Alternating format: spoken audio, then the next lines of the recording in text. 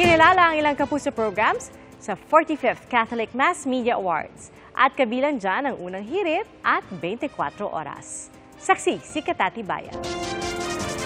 Sa pagkapangulo, 10 ang kandidato. Kinilalang Best Special Event Coverage ng Catholic Mass Media Awards sa eleksyon 2022 coverage ng 24 oras. Makakaasa ang CMMA at ang publiko na patuloy nating gagampanan yung ating mas malaking misyon at yung paglilingkod sa bayan. Habang ginawaran naman ng 2023 Serviam Awardee, ang yumaong 24 oras anchor at GMA Integrated News pillar na si Mike Enriquez. Best Educational Program naman ang The Howie Severino Podcast. Ito nakaka-legitimize ng podcast platform. It's the newest medium here, no? Kasi karamihan ng ino-honor dito, tinatawag nating legacy media. This basically puts us on the media map.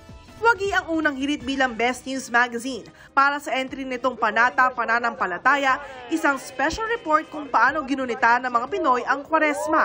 Yung taon-taon, higit sa isang beses ay i-recognize ang unang hirit.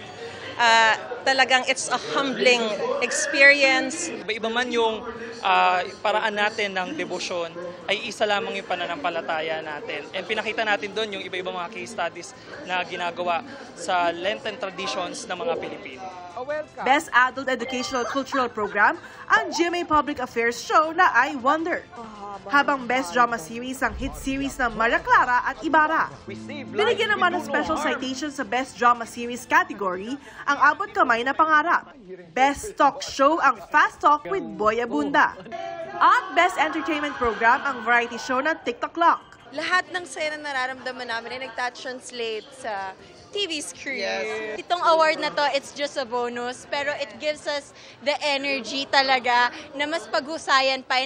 Special citation sa Best TV Special category ang NCAA Season 98, habang special citation sa Best Music Video category ang kantang Pusong Kampyon ng Kapuso Girl Group XOXO at ni Simon Tan. Best Station ID naman ang Love Is Us This Christmas ng GMA noong 2022. Kinilala naman Best Radio Drama Program ang Suma sa Puso kasama si Tony Aquino ng Super Radyo DZBB. Special citation sa Best Radio Drama Program category ang Barangay Love Stories ng Barangay LS 97.1 at Best News Commentary ang Double Wang sa Double B.